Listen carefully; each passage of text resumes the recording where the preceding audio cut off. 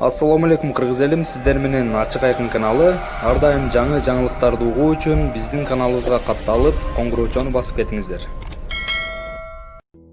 Ош шаарындагы атасы 31, апасы 27 жаштагы үй бүлөнүн 3 айлык ымыркайы балдар үйүнө өткөрүлдү. Милиция жана социалдык коргоо кызматы ата-энеси ичкимдикке берилип кеткени үчүн ымыркайды үйдө тарбиялоого болбойт деген чечим чыгарган. Бул тууралуу Ош шаардык ички иштер башкармалыгы билдирди. Милициянын маалыматына ылайык, буга чейин үй бүлөнүн 9 жана 4 жашар балдары дагы ушул эле себеп менен мамлекеттин камкордугуна алынган. Ош шаардык милициясы тийиштүү органдар менен балдарга камкор көрө албаган үй бүлөлөрдү аныктоо иштерин жүргүзүп жатат. Расмий статикага ылайык, Кыргызстандагы интернаттарда 12 миңдей бала тарбияланат. Алардын 10% томолой, калганы тирүүлөй жетим. Ар кандай изилдөөлөрдө балдардын тирүүлөй жетим калышы ата-энесинин оор турмуш шартына байланыштуу болоору айтылып келет. Коррупция жөнүндө айтып жүргөн офицер Талгат Аланов көз жумду.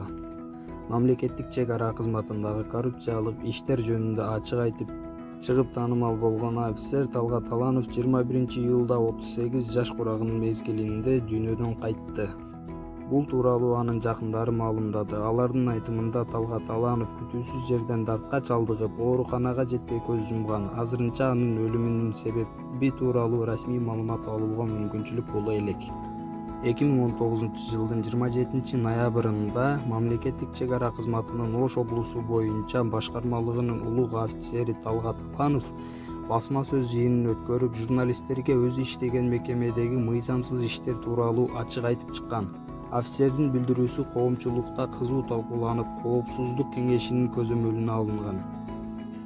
Чек ара кызматынын Ош облусу боюнча башкармалыгынын штаб башчысы Адылбек Сейдалиев Алановдун сөздөрүн четке каккан. Бул маалыматтар Азаттык үн алгысынан алынып жатат. Орусиядан 100дөй кыргызстандык курсант кайтып келди. Орусиянын ички иштер министрлигине караштуу жогорку окуу жайларында окуп жаткан Кыргызстандын 91 курсант жана 4 адъютант атайын каттам менен Бишкекке жеткирилди. Бул тууралуу мекеменин басма сөз кызматы маалымдады. 18 июлда курсанттарды ташып келген каттам Кыргызстандын ички иштер министрлигинин аракети менен ишке ашырылган. Кыргызстандын ички иштер министрлигинде абал турукташканга чейин билим алуу жана аттестациядан өткөрүү дистанциондук технологияларды колдонуу менен ишке ашат. Буга чейин Орусиянын аскер окуу жайларында окуп жаткан 500дөн ашык курсант Кыргызстанга кайтып келгендери айтылган. Коронавирус бар экенин ырастабаган Түркмөнстан карантинге жабылды. Түркмөнстанда бийлик бардык ири соода борборлорун, базарларды, көңүл ачуу оюн-зоок жайларын жана кызмат көрсөткөн ишканаларды 10 күнгө жапты. Азаттыктын Түркмөнстан кызматы эл көп чогулган жайларда аралыкты 2 метрлик кылып сактоону талап кылып коюшту. Ооруканалар пневмония менен ооруган бейтаптарга толуп калды. Медициналык кызматкерлер оорудан көзү өткөн адамдарды моргторго жеткирип үлгүрбөй жатышат. Өлкөдө темир жолдо каттам токтоду. Саламаттык сактоо тармагынын адистери жарандарга беткап кийүү керектигин эскертти. Бийлик мындай чараларды жугуштуу оорулардын алдын алуу иштери менен түшүндүрүп жатат. Журналисттер ишенимдүү булактарга таянып, бейтаптар коронавируска тест тапшырып жатканын, көбүнүкү ырасталганын билдиришти. Мындан бир канча күн мурда Дүйнөлүк саламаттык сактоо уюмунун Түркмөнстанга келип кеткен өкүлдөрү Ашкабадты бир катар чараларды көрүүгө чакырган. Азаттыктын Түркмөн кызматы өкүлдөрүнүн бардык аймактарындагы ооруканаларда өпкөсү кагылган бейтаптар көбөйгөнүн жазды. Ашкабад өз өлкөсүндөгү коронавирус бар экенин ушул күнгө чейин расмий бышыктай элек. Бишкекте кош бойлуу 55 аял коронавирус илдетине чалдыкты. 21 июлга карата маалыматка ылайык, Бишкектеги номер 2-төрөт үйүндө COVID-19 илдети аныкталган. Кош бойлуу 55 аял дарыланууда. Алардын ичинен 41 аялга пневмония диагнозу коюлган. Бул тууралуу Саламаттык сактоо министрлиги билдирди. Бишкек шаарынын перинаталдык борборунун башкы дарыгери Жамиля Марипова коронавируска күмөн саналган жана аныкталган кош бойлуу аялдар номер 2-төрөт үйүндө кабыл алынып жатканын маалымдады. Март айынан бери номер 2-төрөт үйүнө 257 кош бойлуу аял кайрылган. Саламаттык сактоо министрлигинин буйругу менен бардык төрөт үйлөрүндө обсервация бөлмөлөрү, ар кандай учурларда тез жардам көрсөтүү бөлмөлөрү ачылды. Жамиля Марипова бардык төрөт үйлөр штаттык режимде иштеп жатканын билдирди. Жылына Бишкек шаарынын төрөт үйлөрү 15 миңдей кош бойлуу аялды кабыл алат. Буга чейин Кыргызстанда 1 жашка чейин 49 ымыркайдын коронавирус аныкталганы расмий кабарланган. Тажикстанда жүздөгөн дарыканага административдик иш козголду. Тажикстанда бийлик апрель-май айларында коронавирус пандемиясы маалында дары-дармек баасын негизсиз эсеп жогорулатканы үчүн жүздөгөн дарыканага административдик иш ачылды. Бирок фармацевтикалык компаниялар күнөөлүү эмес экенин, эпидемия маалында коронавируска каршы препараттарды дүң наркы жогорулап кеткени айтылып жатышат. Расмий дүйшөмбү өлкөдө коронавирус бар экенин март айынын аягында гана ырасталган. Ошондон кийин эле дары-дармектин баасы эселеп өсүп кеткен. Тажик бийлиги дары-дармек ташыгандар жана дүңүнөн саткандар да жазаланганын, айрымдары дисциплинардык жазага тартылып, кээ бирлерине айып салынганын билдирди. Расмий маалымат боюнча бул өлкөдө соңку бир күндө коронавирус 44 адамдан аныкталды. Бир айга жакын убакыттан бери Тажикстан күн сайын COVID-19 жуккан 40-50дөй учур катталып жатат. Ооругандардын жалпы саны 6878ге жетти. 44 бейтап көз жумду. Көйгөйдү айтып чыккандар кысымга кабылып жатканын ыктыярчылар президентке жеткиришти. Президент Сооронбай Жээнбеков менен жолугушууга барган ыктыярчылар көйгөйлөрдү ачык айтып чыккан. Дарыгерлер, ыктыярчылар, жарандык активисттер жана журналисттер кысымга кабылып жатканын айтышты. Бул тууралуу президенттин сайты жазды. Жолугушууда ыктыярчылардын илдет жуктуруп алган медицина кызматкерлерине кенемде жана кошумча төлөмдөр бериле электигин, аларды реабилитациялоону, дары ташып келүүдөгү салык бажы көйгөйлөрүн жана жалпы эле саламаттык сактоо системасындагы кемчиликтерди санап беришти.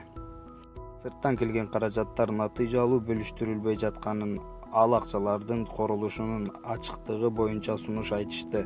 Ошондой эле алар пандемиянын экинчи толкуну күн сууктаган мезгилде туш келери божомолдонуп жатканын айтып, ага даярданууну белгилешти. Айрым ыктыярчылар мамлекеттик органдар жеке коргонуучу каражаттарды кымбат сатып алган. Ооруканалардын биринин башкы дарыгери жардамды кызматкерлерине таратпай койгон фактылары токтолушту. Жолугушууда ыктыярчылар өлкөдөгү экономикалык көйгөйлөрдөн баштап адам куугуна чейин маселелерди көтөрүштү. Президент Сооронбай Жээнбеков айтылган маселелер боюнча жооп берип, алардын айрымдарын чечүү үчүн убакыт талап кылынат. Ал эми көпчүлүгү ишке ашырылып жатат, деди. Мамлекет башчысы жолугушуунун натыйжасы болоорун белгиледи. Президент Сооронбай Жээнбеков ыктыярчыларга ыраазычылык айтып, абал турукташкандан кийин ыктыярчылардын катышуусу менен республикалык форум уюштурарын кошумчалады.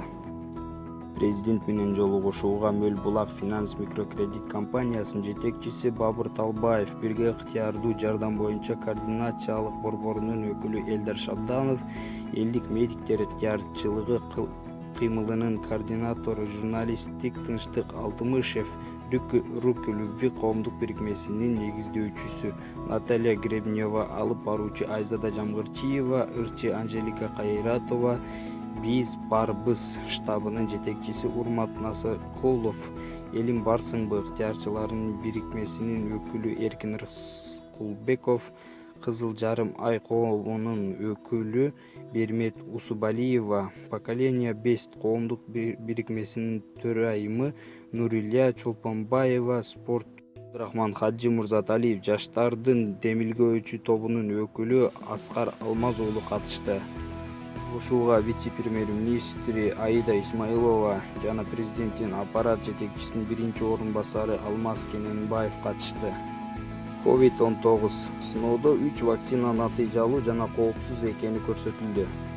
COVID-19 илдетине каршы 3 эксперименталдуу вакцина, анын ичинде Оксфорд университетинин окумуштуулары иштеп чыккан каражат алгачкы сыноолордо өзүнүн натыйжалуу жана коопсуз экенин көргөздү. Сөз болгон бир вакцинанын үстүнөн AstraZeneca деген швециялык британиялык компания жана Оксфорд университетинин окумуштуулары иштеткен The Lancet медициналык журналынын жарык көргөн макалаларынын автору Эндрю Поллардтын айтымында, каражат коронавирустун бул түрүнө иммунитетти пайда кылаарын жана организмге олуттуу терс таасир этпей турганын көрсөттү. Тесттин биринчи жыйынтыгында дээрлик 2 айдан кийин чыгарылды.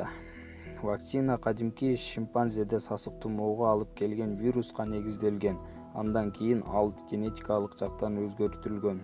Бир доза дары сайылгандан кийин 1 айда адамдардын 91% жана 2 доза алынгандан кийин бардыгында вакцина организмде коронавирусту нейтралдаштырылган антитела иштеп чыгууга түртөрү байкалган. Окумуштуулардын тобу вакцина көп убакытка чейин илдеттен коргойт деп үмүттөнүшөт, бирок натыйжалуулугун бышыкташ үчүн дагы сыноолордон өтүүсү керек деп ойлошот.